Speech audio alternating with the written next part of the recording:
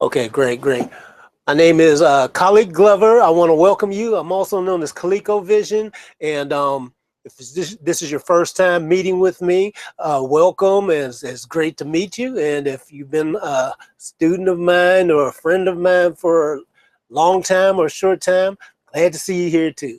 Uh, it's my intention to not take a whole lot of your time. I know it's kind of late in some areas, and all over the world we got people attending here. But what I want to do is make sure that when you leave here after about, we're going to probably only go about maybe an hour. Uh, you've got some great value, and you'll have a chance, I promise, because this is a quick amount of time. I'm going to cram a lot of stuff in here. And I want to show you as much as I can in this little bit of an hour, but of course you can only cram so much. So I'll show you how to take things farther if you want to get more information or see some options that you have to continue on. And by the way, those of you that are on here, I did a couple of other sessions and presentations earlier, and so if you're returning, welcome back. And if this is your first time on here, I got some great news for you, because I have something very special that is going to be waiting for you in a few moments. I'll reveal how to get it. It's going to be absolutely free, and you'll be able to change a lot of things about what you do with your music with some of these concepts I'm about to share with you. Today we're going to be talking basically about, you saw it up there, it says how to find the perfect effects for your song. And effects in the song, that's something that I didn't realize this, but let me tell you the genesis about how this training came together. Also, let me tell you a little bit about who I am and my journey, just in case if you're brand new and getting ready to make your own journey with me. You might want to know a little bit more about me. I'll make this short though. So like I said, my name is Khaliq, and I'm one of those guys. I've been around a long time. I started out as a guitar player and morphed into an engineer and producer quite by accident. And so over the course of time, I got a chance to work with a lot of great people. I got a chance to win a Grammy, work with the great Michael Jackson, work with the great Prince, and a lot of other legends, in my time that I've been out here. Really amazed and just feel so blessed. Wow. When I think back about some of the things, older stars and newer stars, such as Justin Timberlake and Christina Aguilera and people like that as well. So I've had a chance to be pretty lucky and see some things and be pressured in the heat of this music industry to really come up with stuff that's powerful and come up with stuff that's competitive sounding. And this was not an easy journey, because if you are as passionate about music as I know you are, because you're here and on this subject, you've got to be trying to go deep. And at the time I came up, a lot of people were not sharing things. So I basically learned from putting in time, watching over people's shoulders, doing some deconstruction and reconstruction of what other people have done, and reverse engineering the sounds that I hear. So what I'm here to do today is to try to help ease that process for you a little bit, and just ease your time a little bit so you don't have to go through all that.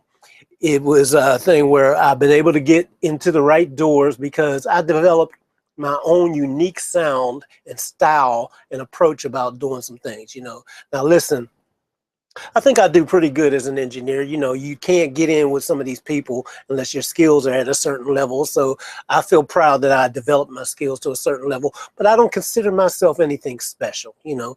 I'm no different than you. I started out, like I said, as a guitar player, and I had no idea about technology. So I'm self-taught for all the things that I learned from getting thrown in.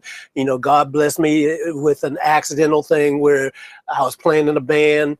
And then when I left the band, I went off on my own to try to learn how to record myself. And a guy had some equipment, he didn't know how to use it. So he said, hey, I got the gear. If you learn how to do it yourself, go ahead, you're welcome to use it. And then another guy was watching me teach myself, digging in manuals and everything, and learning how to use recording gear to record my own song demos and everything. And this was like almost 2 years this guy was watching me. And then one day he came up and said, hey, listen, I got an opportunity for you. I don't know if you'd be interested. I know you're trying to do this other thing. You're playing the guitar and everything. But you know, I knew that he was like the chief engineer at the studio. It's called Lion Share Studios. It was owned by country music star, his country music legend, Kenny Rogers.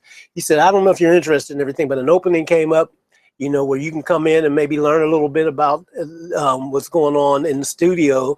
You know, you won't be doing anything major other than, you know, just kind of helping out, cleaning up, seeing if anybody needs things. So I'm basically getting a job as a runner, you know. So I was like, well, you know, I didn't really have I didn't have the inclination to want to do that, but I needed money, and there's like a steady job. It wasn't a lot of money, but it was something that was steady come in. And I said, okay, well, let me just see what it's about, you know.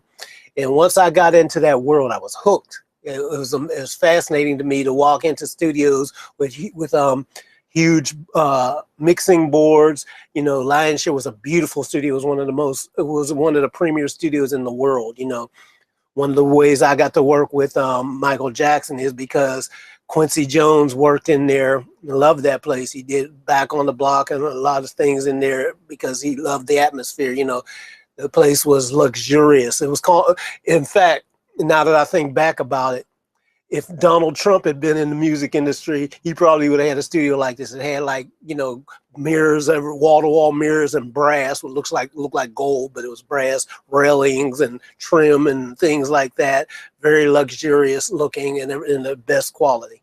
So anyway, I tell you this to say that I didn't know anything. I got in and, you know, asking and if anybody needed anything, coffee, sandwiches, make my little runs, had to clean up and get things like that and just be useful and helpful. So that got me in there. And then eventually I stayed beyond my hours, the time that I was assigned to work there. I stayed beyond that time because, you know, I couldn't leave. I was just fascinated. And I wanted to see what was going on, you know, even when I was off and wasn't getting paid. So people started asking me to do little things. I never complained. I was like, sure, what do you need? Whatever. And you know, they almost had to put me out there. In fact, after a while, you know, I was spending time, even when sessions were over, I'd stay afterwards and just, you know, kind of go through manuals and learn like I was doing any other thing. And then I took this as a way to also improve my recording skills and everything. So eventually that got me in the right doors and got me requested on some sessions. I got requested to be on We Are the World with Michael and Quincy and Lionel Richie, Stevie Wonder, and a whole host of stars and everything. The original We Are the World, that had all these stars. I wasn't originally signed to that project, but I got requested by the head engineer because it was such a huge project. And even though I hadn't been there that long, I had demonstrated, I guess, my skills were up good enough and I could be trusted and I was hardworking and everything. So I was requested to put on it, totally a blessing. Then I got a chance to, you know, do, you know, no major chance. I didn't mix it or anything like that, but I got a chance to do some recording, some of the different things, recording, editing, and various little tasks to get the things done. So anyway, I say all that and I'll get back onto the thing. One of the biggest things that I learned from watching all these top engineers was watching them put things together step by step, like, you know, like a sandwich. They just start stacking stuff on top of each other. And the thing that fascinated me the most was the effects. And why did that fascinate me? I got to tell you, it was, well, but first of all, as a guitar player, tell you a little bit about me as a guitar player. I've always kind of been the weird kid in my neighborhood. I was the weird black guy in the neighborhood that was listening to progressive rock from England.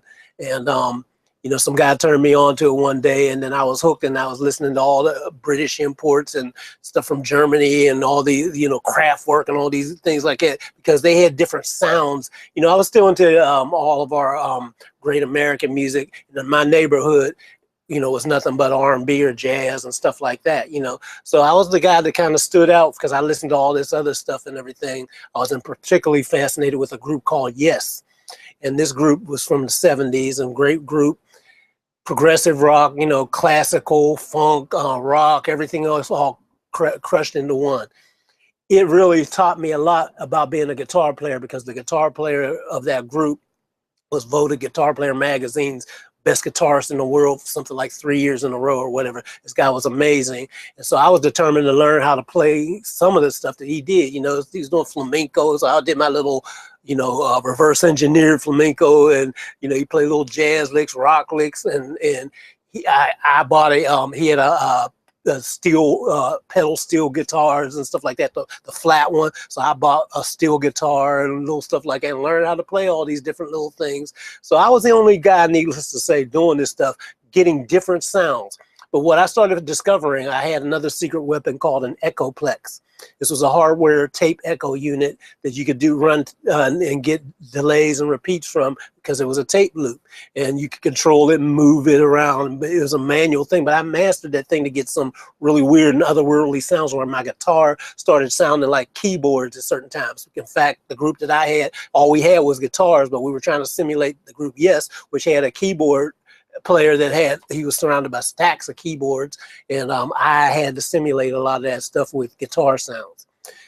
Fast forwarding now to this time, you know, this stuff serves me very well now, because what made my style in the studio a little different, I think, it was my usage of effects. You know, sometimes it was too much, I gotta admit, because I get fascinated with the sound. I'll go for something and take it way out, and it's like, whoa, that's too weird, man, it's way out there. You know, can you just put a straight reverb on it or take all that stuff off? I've gotten all that, the whole thing. But, you know, I pushed the envelope on it. I was proud to do it because it fascinated me. Now, as I've done things over the years, I've learned the appropriate times when to do it, and more importantly, when not to do it. So what I'm going to share with you right now, we're going to get ready to get to it. I'm going to show you a few slides on the first part, and then in a moment, after a little while, so you're going to want to stick around to the very end, because I'm going to give you a link where you can get free access to a very valuable piece of content that's in fact, it's over 108 hours worth of content that's going to really help you in this area, and it's going to be absolutely free, no strings attached. I'll show you how to get that in a moment. You know, like I said, the subject of this is how to find the perfect effects, because I went through a lot of what I went through trying to get the effects to make me stand out, but it did. Mission accomplished. This is what makes I think this is what separates everybody from each other. Like me, my sound is not so much that I'm so great with EQ and all that. I do good on the EQ. I do good on compression. Those are my basic skills. So I can make something sound good, something sound clear, something sound powerful and all that. Those are the skills that every good engineer, that's the skills you're supposed to have. The separating factor is, how does your song have this unique thing? You know, it's something that's like, when somebody listens, it kind of pulls the ear and makes them, whoa, what was that? What? Listen a little deeper or whatever, or they get lost in hypnotic and they just kind of just sway and listen because they get lost in your sound. Those are the type of sounds I like to create with the effects and everything. So that goes beyond just the normal sound that you have. Now, how do you get there? Okay, what we're going to talk about now. Let me talk to you first of all, give you a little history of something that I did with my good friend Joe Gilder a little while back.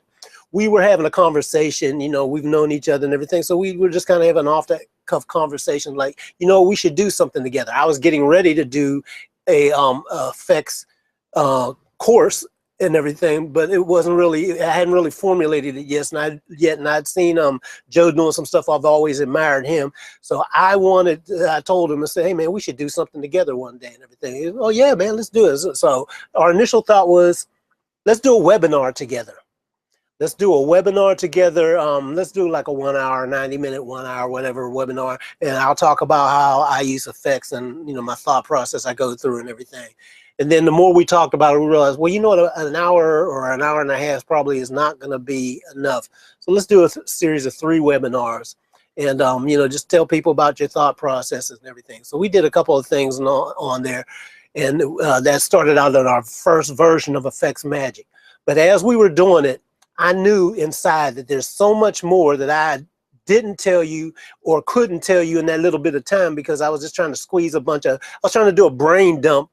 And it's really neat. What you needed to know was something more structured and everything. So this kept kind of bothering me, because, you know, while it's nice, you know, it's nice to make money out here and sell products and things like that. All that's great and everything. But my real mission is to make you better.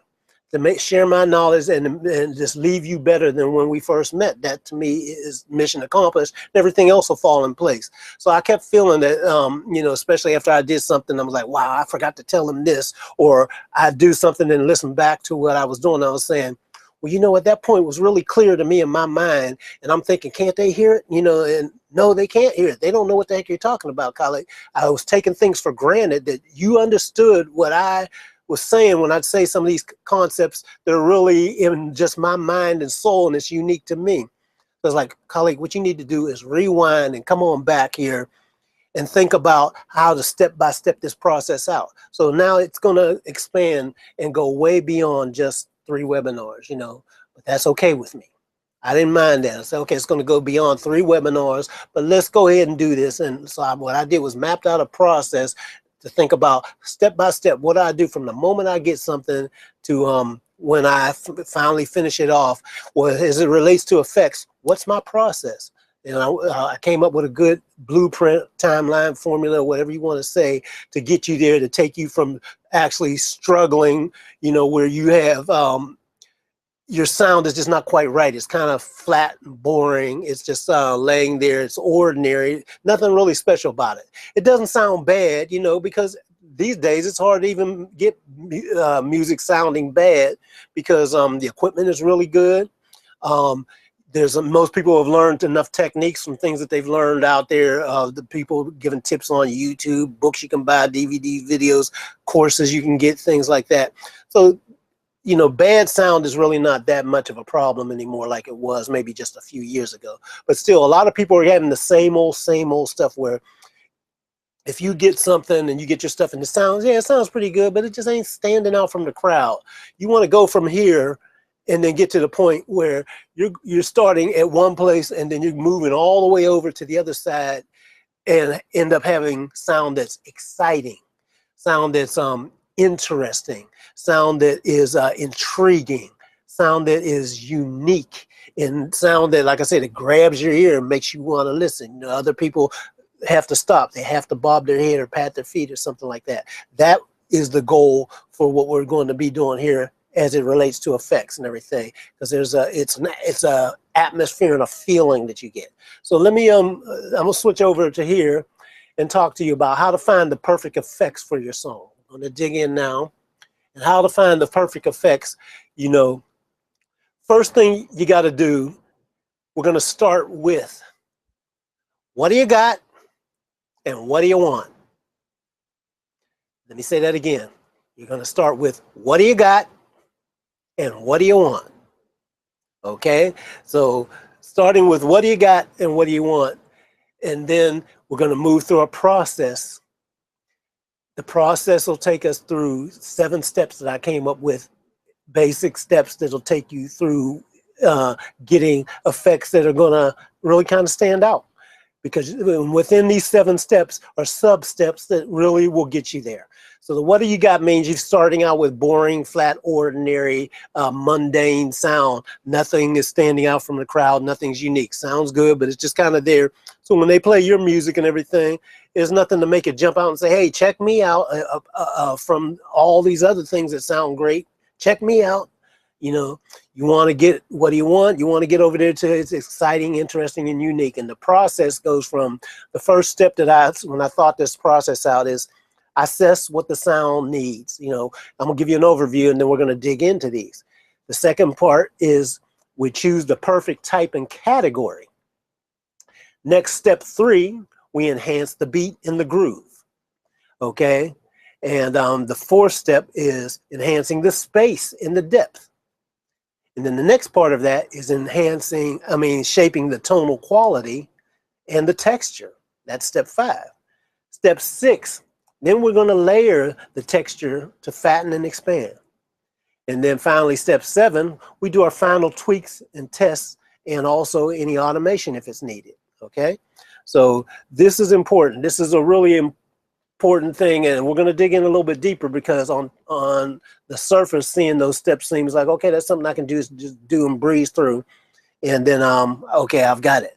Not so, my friend. It takes a little bit more. We're going to dig in now, and what we're going to do is dig into this first part And I'm going to show you how deep this can get. And each one of these 7 steps breaks down just that deep. And then here, let me also explain to you this free gift that I have for you, because today we're not going to do it. We're not going to be, I won't give you any sonic examples, because that's what you're going to get in the free version that I'm about to gift you with in a bit. The free version will show you when I go over into Pro Tools, and then I'm going to call up a session. There's a site called Cambridge-MT where you can download free multi-tracks and use them for practice. People have uploaded them so that they can be used for tutorials and educational purposes, you know. So I downloaded a couple of tracks from there. I have one that's really, I think is really nice. It's interesting. It's got a lot of elements and everything, so you can have fun with it. I will have a link where you can download that same one, the same example thing, and go do some of the things that I say and try some of the things and ideas that I give to you as we go. So you just stick around. You'll get that link in a bit. I'll show you where to get all this stuff, and you get this training for free. That's where you'll get the real meat. We're just going to talk about it on this webinar right now, but you'll be able to hear some of the examples that I go into, you know.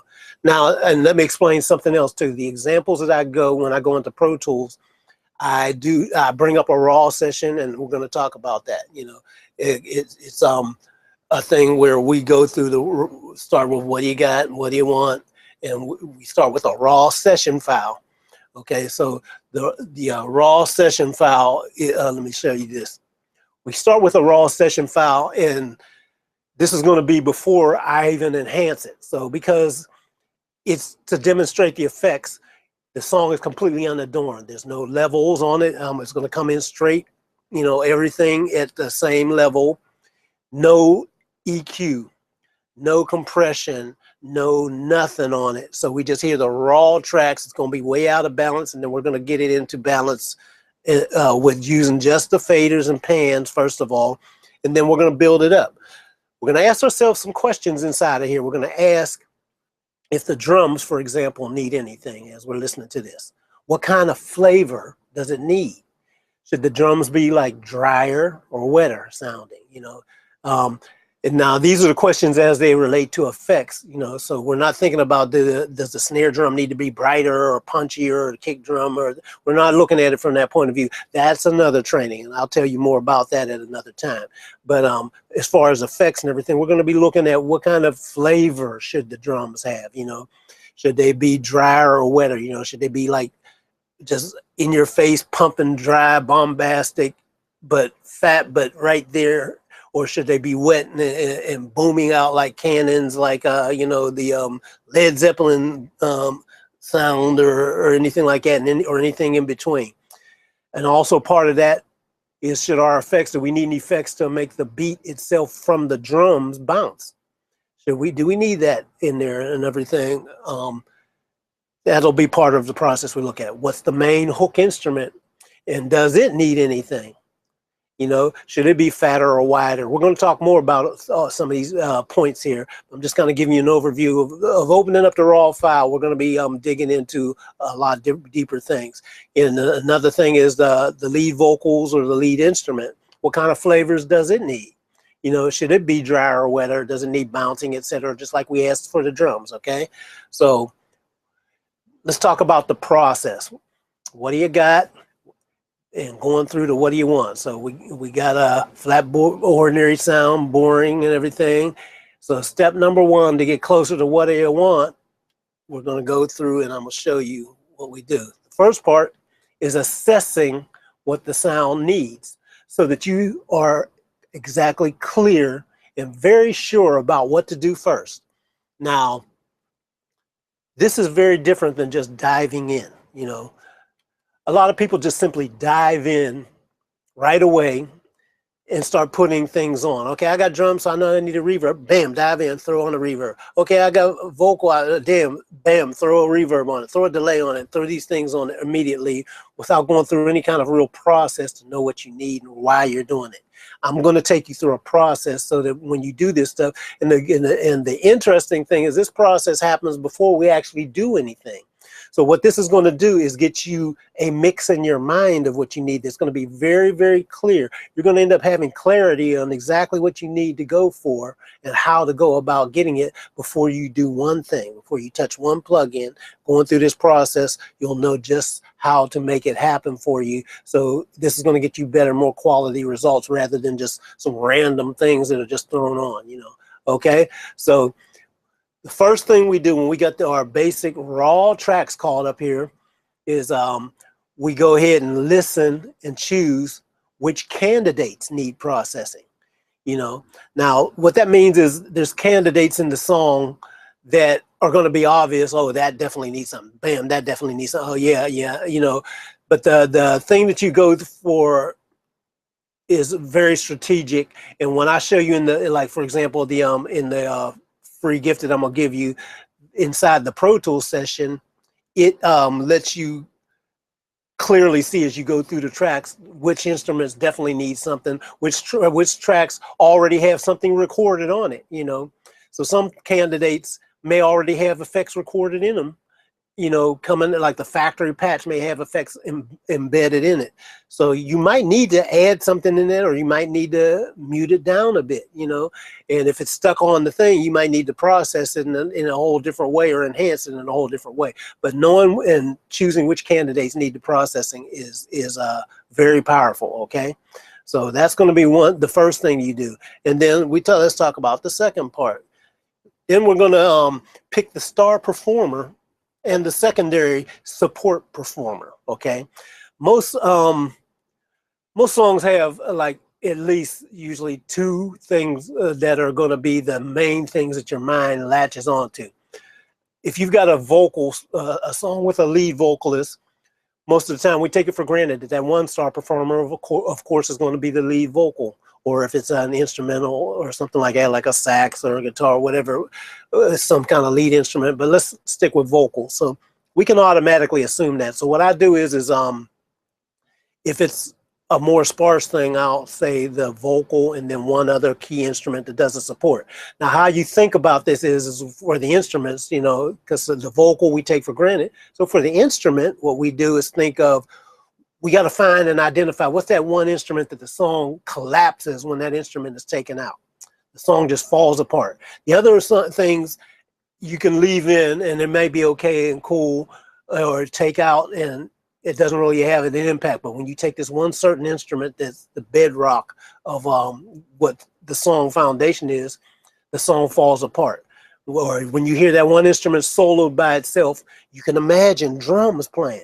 You can imagine support around it. You can imagine some of the other things, and here's things in this one instrument. That's the one we have to identify as being the star performer inside the instrument bed, you know. And then there might be one other secondary support under that, you know, if we exclude and take the vocals, okay, vocals and say, okay, vocals, we know that. So we're not even going to count the vocals because we know they're automatically in it. Let's dig in and find the two things within our musical base that are doing the main thing and then the secondary thing that supports it. Those two things hold the song, glue the song together, and the rest of it, you know, you excuse me, the rest of it you can take in and out.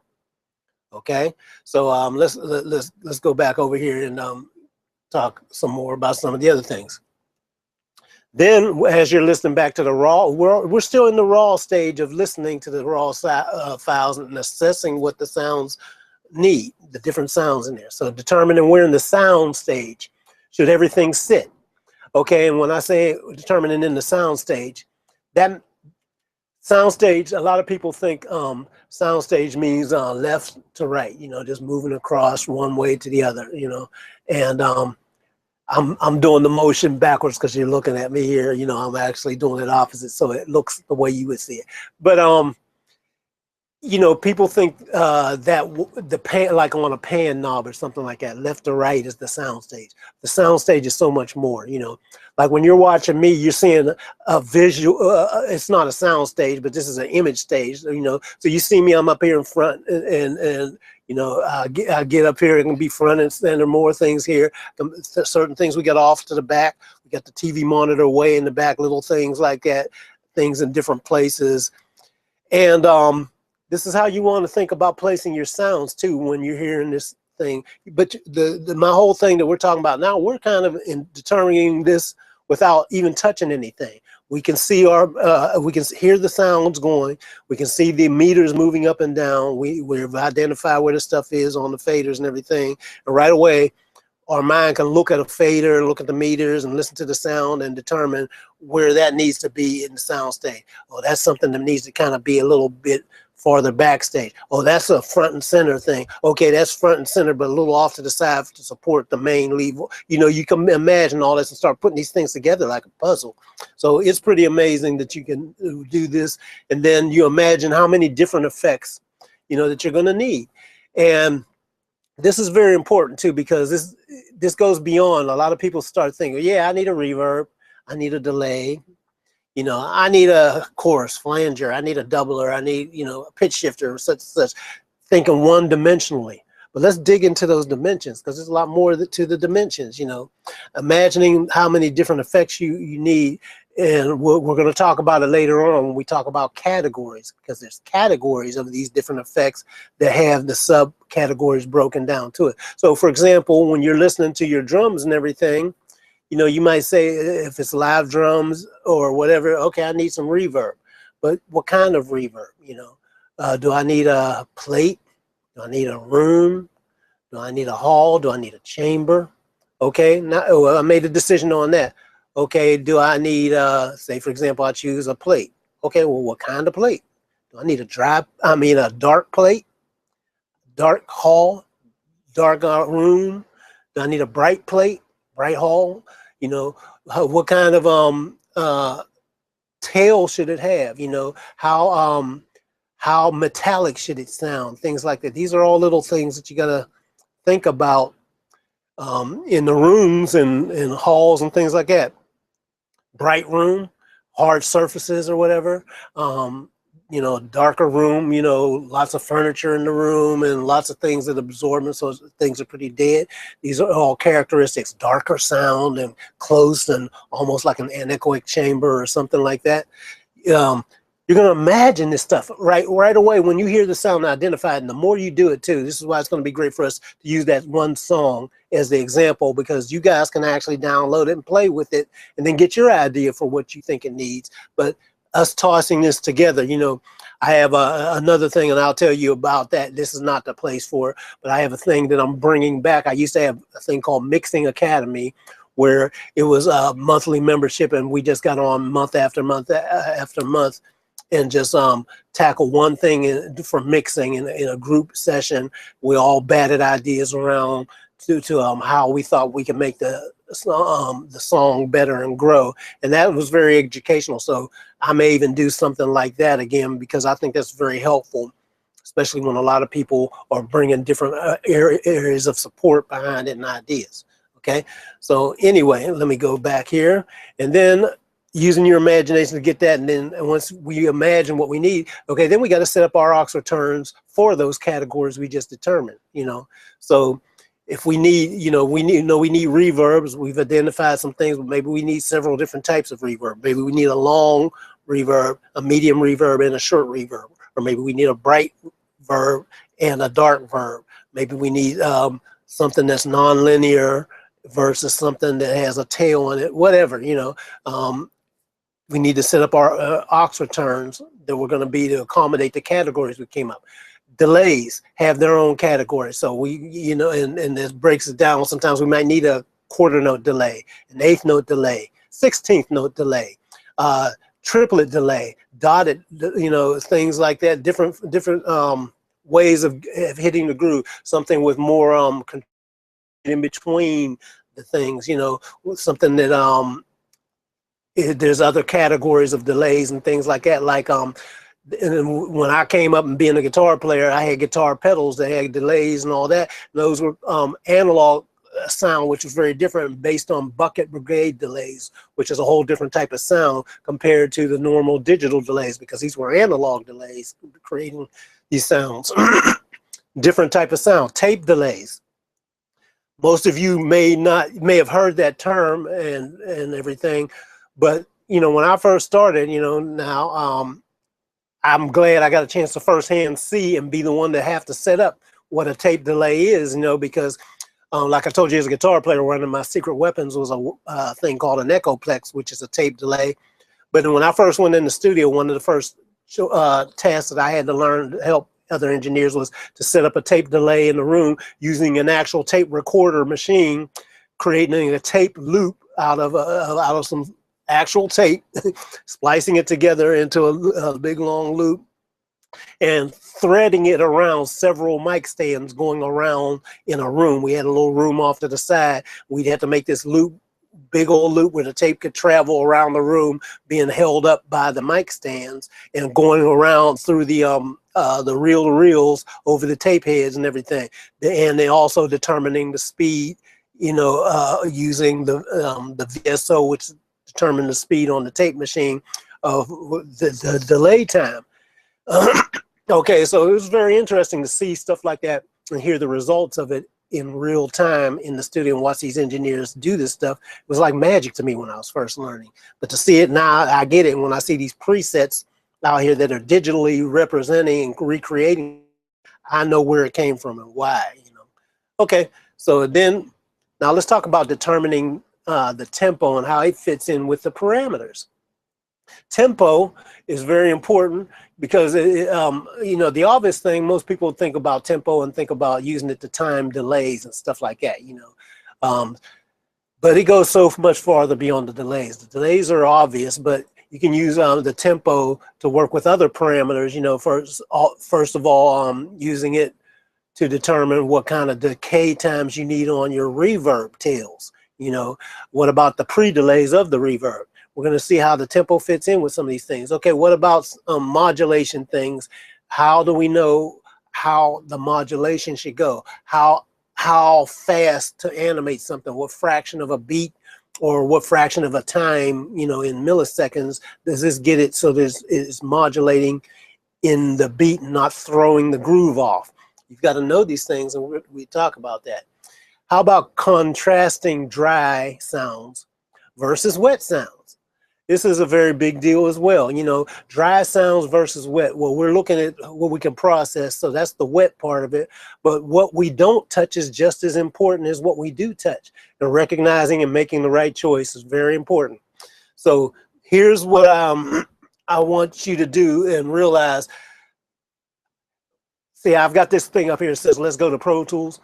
That's where I actually go over and move to inside the Pro Tools session and show you and talk further about what I want with audio examples. We're not doing that here on this webinar, but it's in that free gift I have for you. The first thing is where I got in and I said, let's go to Pro Tools, and then we listen and choose which candidates needs processing. And I play the song, and then we go ahead and analyze it. Then we go through and pick the star performer, and I tell you why. There's a couple things that could be front and center, and some things seem to equal out, but I say what nudges one thing out over another. Here's what I'm thinking and why I'm thinking it, assigning it that category. Okay, then determining where in the sound stage everything should sit. Okay, so that's when we're listening to the stuff, I'll point out, okay, I think this should be here, there's such and such, forward, backward, left, right. It's not just side to side, like I said, it's front, back, left, and right. Imagining how many different effects are needed. So we're going through all this before we actually even put anything on, because that's where it gets deeper. But going through this process really can get you very clear on what it is you need before you get started, so that you reach for the right things and you're not making just guesses that you have to go and undo because you just chose something random. Then setting up the aux returns and make it so that you can accommodate all the categories of effects that you decided that you needed, And then determining how the tempo fits. We go through that and figure that one out. And then we figure out, okay, what sounds just still definitely need to stay dry versus wet, or the sounds seem to be dry, but they actually have an effect imprinted on them in the recording. So there's nothing we can do about that. So that definitely needs to stay dry. And then other ones that maybe have something recorded in it, but we can't leave that dry because the recording itself still doesn't sound enough. So we see what's in the sound. How can we expand the sound? It's very important to go through that. And then once you know exactly what sounds you want to process and why you want to process, that's the more important thing. knowing why they need to be processed. Then you go to the second part. See, we just talked about what was needed to be done in the first part. Now the second part is where we start getting into the actual nitty-gritty of choosing the perfect type and category. We start putting these things together, you know. So this is where you go in and you start and you know, this digs deeper into the Effects Magic 2.0 masterclass. You dig in and choose the perfect types and categories, which you've already kind of assessed in the first part. Start putting them together. It breaks down into brand, you know, for example, the category and everything. Like I've got all kinds of different effects that I could use. I've got clean reverbs that are really clean and pristine and almost invisible sounding. Then I've got other reverbs that have a texture to them, like the lexicon sound was a big thing back when I was coming up. Every studio had a lexicon reverb because it had that lexicon sound. It was still very clear, clean sounding and expensive sounding, and it just worked, but it was still fat, and it had something that was more than just a natural real life. So you wanted that sound. That was the perfect type and category if you wanted to have that kind of sound. I need something a little beefier in the ambience, you know. But then you had other ones that were maybe like a little bit cleaner, you know. So you had different companies. Eventide had some stuff. TC Electronics had stuff. Just a lot. Roland had stuff. All these things appeared in the studio. So many different brands, and now we have so many different brands as far as plugins and everything. It's unlimited.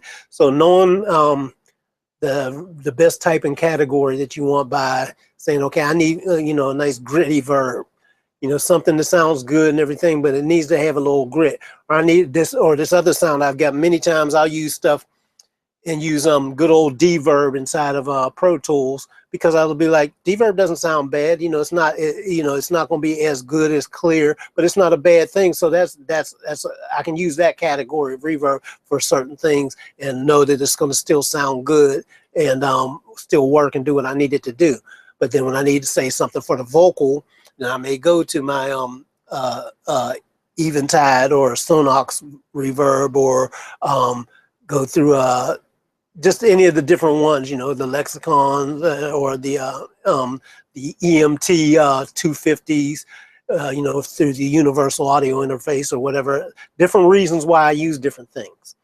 Okay, so anyway, then you know, going through that, you see choosing the best category on the effect to use. You decide on which category you need reverb, modulation, pitch, delay, etc. You decide on the function. The function, does this need to do just ambience? Does this need to, you know, the ambience, does it need dry ambience, short ambience versus reverb where the sound needs to be stretched out? You know, what's the function that it's going to do? Does it need to be fattened or whatever, or widened and things like that? Does it need to be animated, etc.? Decide on where in the stereo panorama it should appear. So I mentioned on excuse me, my throat is a little bit dry.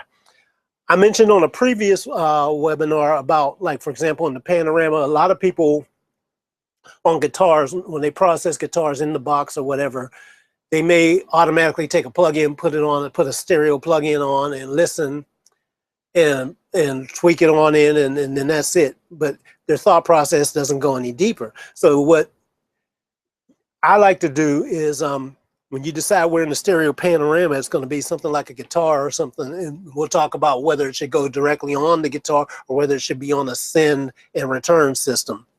Well, thinking in terms of a guitar, many times if a guitar, you got a live guitar and they have an amp or something and you mic it up, many times their guitar amp will have a built-in spring reverb. And sometimes a lot of guitar players will put a little bit of that in there as part of their sound, you know. So when you put the mic in front of the amplifier, you're capturing all of that. Well, where that effect appears in the panorama, in the space, is it's right at the same point source as the amplifier, the guitar sound itself. It's all in the same place.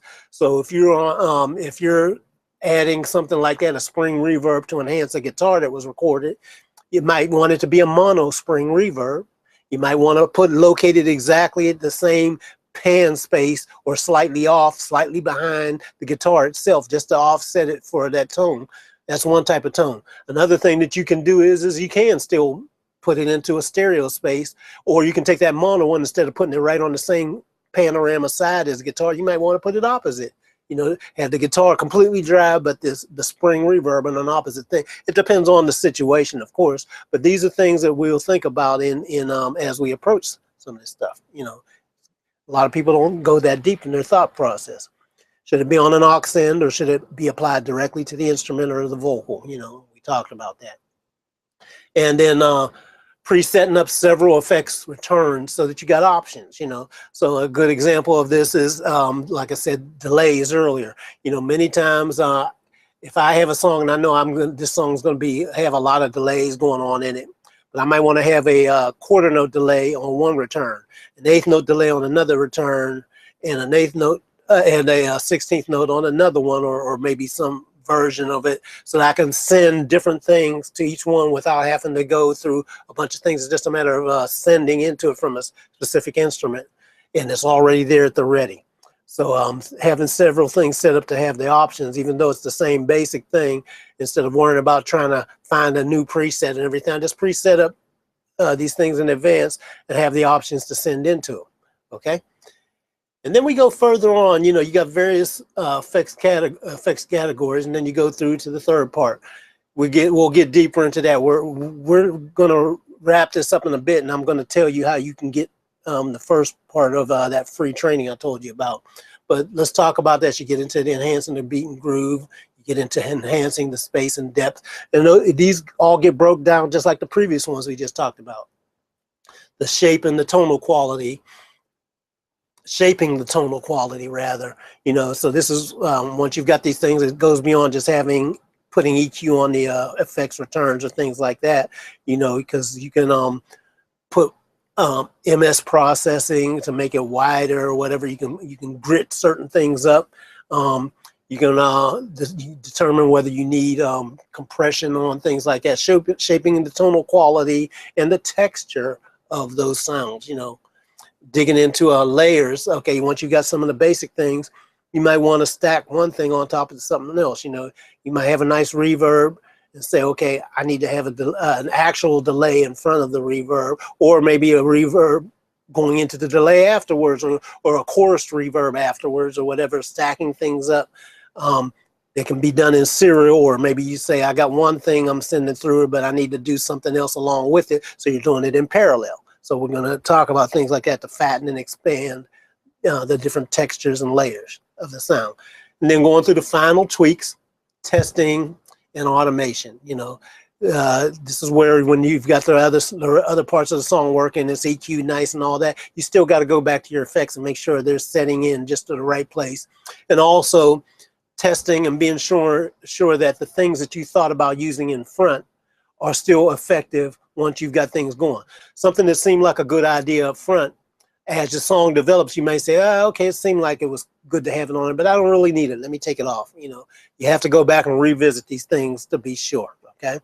I've done that many times. And then I also told you one of the secrets is you don't need very many effects for your song to sound affected. So if you put reverbs or delays and things on like maybe just one instrument, many times the mind will take over in a psychoacoustic effect, and it'll seem like that effect is on more than one thing, you know. So you got to go back and just check it out and be sure that you're being aware that that could be happening, because the danger zone is because of that same psychoacoustic effect. Something that you may have chosen earlier may be building up with other things you put on, and then before you know it, you have a soupy mess. I can't tell you how many soupy messes that I've had to break myself out of, because like I told you, I love effects. It's my strength and my weakness at the same time, because I had to learn to reel it in sometimes. You know, people come in and I'm thinking they're going to be all thrilled by how clever I got with some of these effects and everything. And they're like, man, take all that stuff off. It needs to just be raw and dry. So I had to learn to be discriminating on this. So like I said, it's just important to know when to leave things and have contrast, you know. But going back and testing and tweaking your things to make sure it's fitting in just right. And one of the best tweaking tools is to use a good old-fashioned mute button. Mute it out and see if the song still sounds good, or if it might suddenly sound better when you take something out as opposed to when it was on. Okay, so anyway, like I said, I wanted to make this a presentation that wasn't super long, but was still super helpful. And in a moment, I'm gonna get ready to share with you the link that I have. In fact, let me get over here and see if I can put this over here. I'm gonna go back and check on you guys over here and see. Okay, let me see what's going on here. Okay, first of all, tell me, guys, has this been helpful to you and everything? Does it spark a lot of ideas? Because like I said, effects are kind of like the stepchild, where people just make them as the after, you know, EQ, compression, and all that stuff gets all the star power. But this is really where the real secret sauce is. This is what's going to separate you. So this is the part that I wanted to dig in. Is this helpful to you? Breaking it down like I did, does this give you more points of an approach to dig in for yourself? You know, definitely wanted to make sure that I could do something that would take you deeper than you've gone before. You may not have thought about some things like this. Hit me in the chat box and let me know. Okay, cool. Well, you know, like I said, now what we just talked about was the first part. So what I'm going to do is I have this thing up here. That first part, I have it in a members area that you guys can get for free. You can get access to that. It goes deeper. It shows you, like I said, I'll go into Pro Tools. I'm going to show you the raw session and talk about my thought process, you know, and Effects Magic 2.0 is coming. So I wanted to do something for you to give you value right now that you can use right now. Whether you become a part of Effects Magic 2.0, that's not the point. The point is I want to give you something that after today you can walk in and do that, and then you say, okay, I've got enough of the basic concept, I can take it and move on. But if you do want to go further with some more deeper training, we've got that option too. I told you I would share with you a way to take it further and deeper. So let's start out. I'm going to give you this because I'm not selling anything. I'll give you the link where you can go in, and all you have to do is basically register. Now, just to be transparent too, I do give you the option other things in there that you'll be able to see that you can choose if it'll be helpful for you. Fine. Nothing outrageous though. It's just to take you through and everything. It's just part of my shopping cart experience here. So let me load this up and see if you guys can see this. Okay. I think, let's see. Can you guys see the little offer thing that I've got there? If you can, I'm hoping it'll be visible. Just click on the thing where it says I want free access, and what that'll do, it'll give you a it'll take you through the process where you can register and get in. You can get this for free. Now this is, I'm going to probably limit this to about the first 100 people, or I'm going to be taking it down very shortly. You know, 75 to 100, give it away for free. I'm going to play it by ear, but you're going to see, because I know a lot of people are going to see this on the read, you know, they may miss it. So I'll decide when I'm going to shut it off. The bottom line is you want to get in early now, because this is part of the course that I'm giving you right here, right now. This is part of the inside thing. And here's the thing. Let me explain to you and tell you a little bit more about Effects Magic. I said I started out a little while ago with Effects Magic 1.0, and it originally was just going to be a 3-webinar series. You know, it actually started as a 1 webinar, expanded to 3 webinars. But I decided I got to do a 2.0 version and break down way more, because I can't possibly cram all this stuff that it takes to do a fight into this little bit of time. It just can't happen. So I revisited it and mapped out my whole process, you know. So getting even deeper into the process, we only talked about the first couple parts, you know, but when we got into, let me see, I've got like some parts on here where when you choose the category, you know, we talked about, you know, let me see. Yeah, we talked about like getting into the groove and enhancing the groove. So one of the things is using the tempo to fit with the BPM, the beats per minute, and the milliseconds, merging them and knowing how they work together, how to choose musical subdivisions, you know, the eighth notes and everything, which one, and determining which one's going to be the best fit for the song. Eighth notes, quarter notes, 16th notes, triplets, and things like that.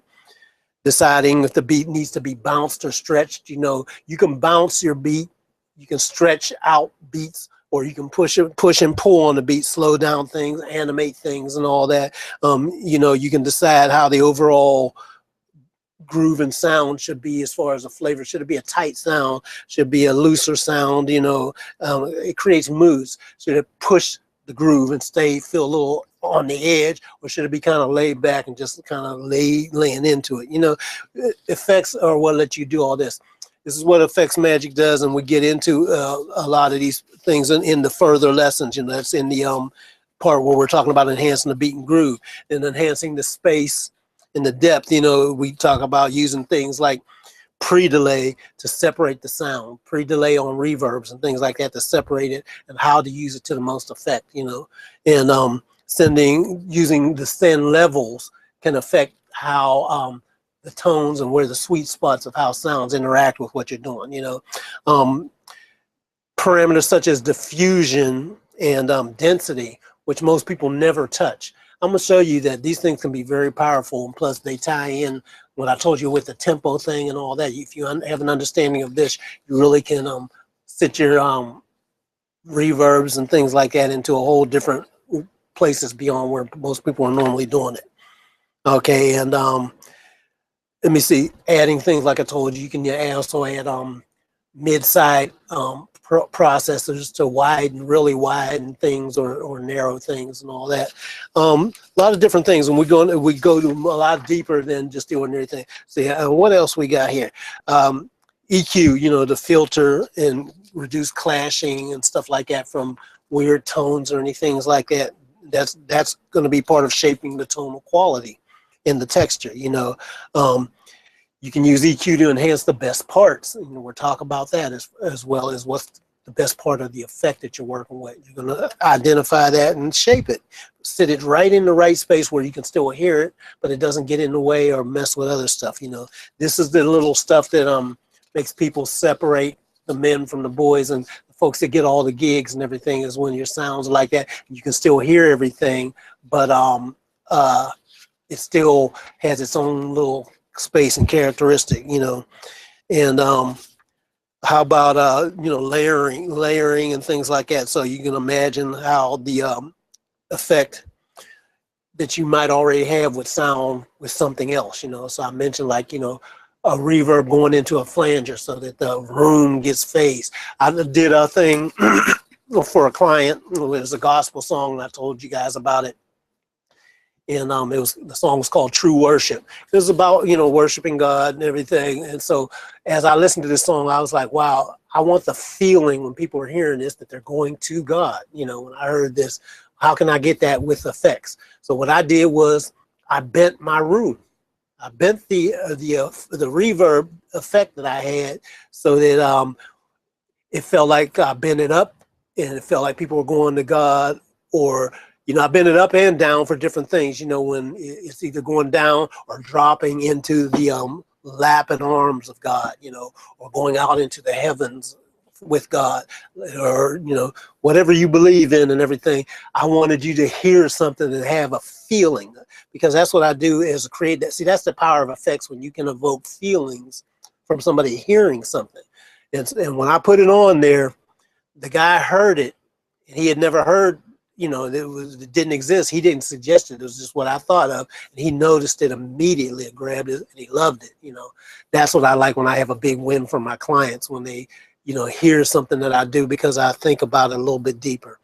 So you're going to have this same kind of thought process to go beyond just putting ordinary stuff on your thing. You're going to go from that boring and ordinary and flat sound to something that's uniquely your own. It's not flat. It's interesting. It pulls the ear. What was that? Whoa. You know, somebody's hearing it and don't know why they hear it, or they get hypnotized by your sound, and you can look and somebody's listening to your music and they got to close their eyes and they got to bob their head, got to pat their feet and move their body or sway or something. They get lost in it because the sound is so good. That's the power of effects, you know. So yeah, I can't wait for you guys to do that. Go ahead and grab that free training and watch it and utilize it and everything. And like I said, if you want to go further, there's other options in there where you will be able to do that. But there's a lot in there in that little bit I gave you, and it'll keep you good and busy. Um, the full course, Effects Magic 2.0 Masterclass, you'll be getting notified of that real soon too. So when you get in here and get part of the free modules, you'll be notified when the full thing is out, so that even if you want to get your feet wet with this, you'll be able to know when the next full course is coming out. So anyway, I hope that was helpful to you. I just wanted to tell you a bit about what I had there, and give you something, like I said, that you can use right now. And this is my gift to you, and there's a lot more coming. I had stopped doing a lot of webinars and things like this for a little while because I frankly got a little burnt out from doing all the things. You know, I'd been doing Google Hangouts and webinars and all that. I've been doing them for years now. And they can be a little stressful in addition to doing, you know, when I'm out working and things like that. So I had to take a little break, clear my head and regroup. But I'm back now, and so be on the lookout for me to do more of these things, because it's my goal to transform you. I want you to be able to get where your dreams can come true with your music.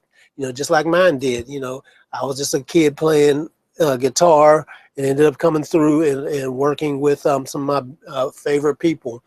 You know, I still am totally blessed and totally kind of in awe that I worked with somebody as brilliant as Prince and Michael Jackson, you know. And I, you know, I'm just grateful too that the family felt that I was close enough to be invited to, you know, to the services and everything.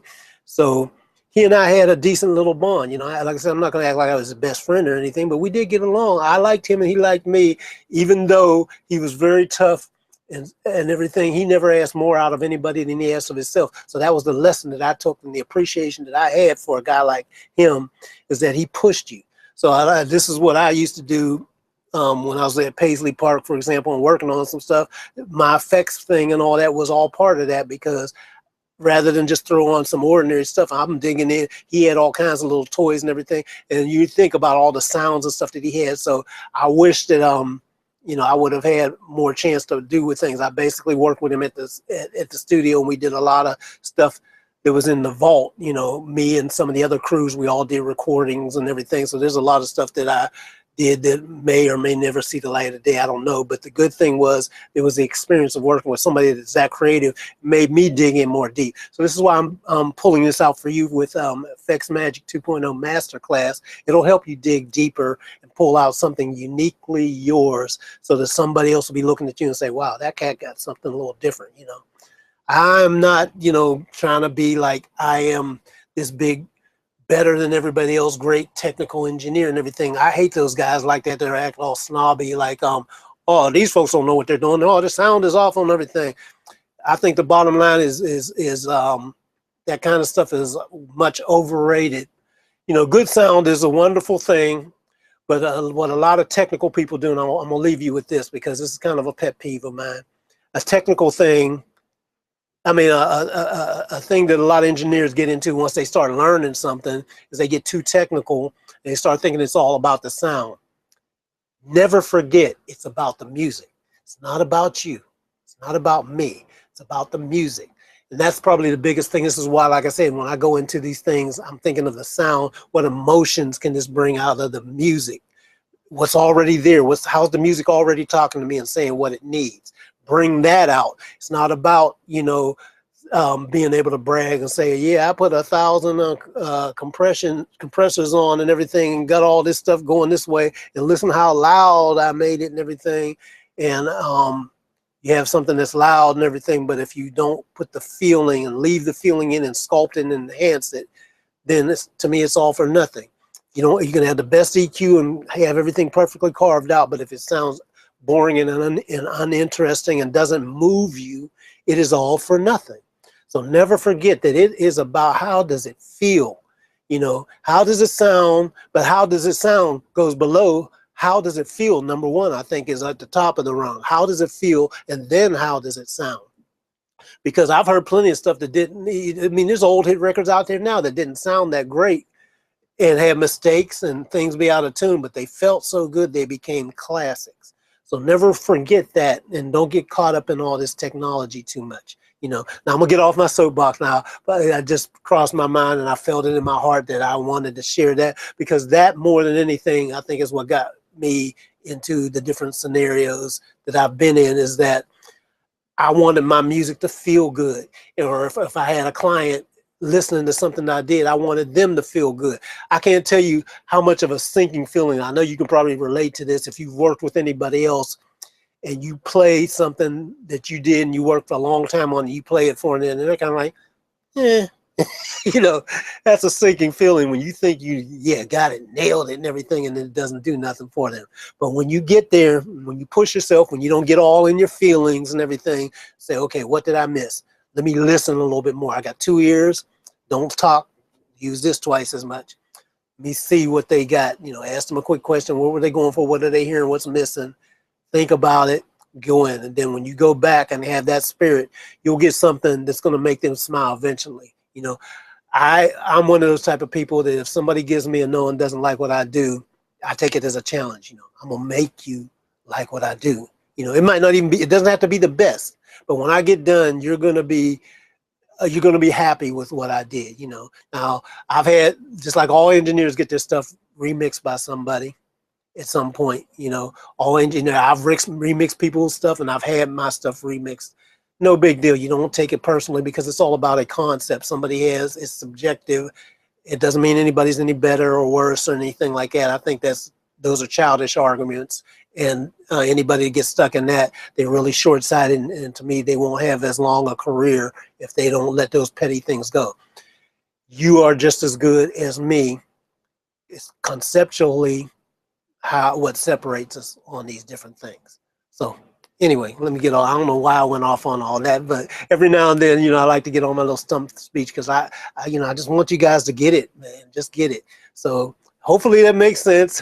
And I'm gonna check in one last time, see if you guys are okay. This covered affects magic, and hopefully you got it. Were you guys able to get? I'm gonna check the chat.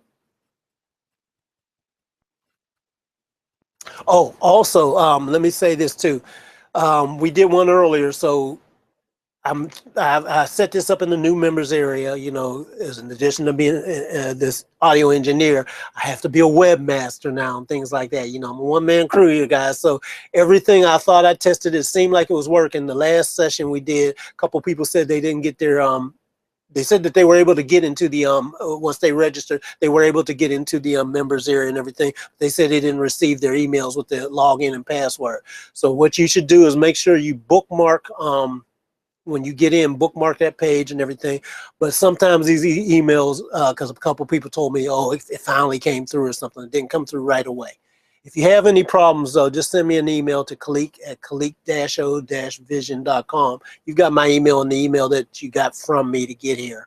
Or there should be different ways on the page to contact me. If you have any problems with all, or if you notice a problem and you want me to, you know, say, Khaliq, you might not have known this or noticed this, but check it out. Here's something that's happening on your page or your website, and just pull my coattail, and I'll get on it and fix it. Thank you, everybody. Everybody have a wonderful evening, and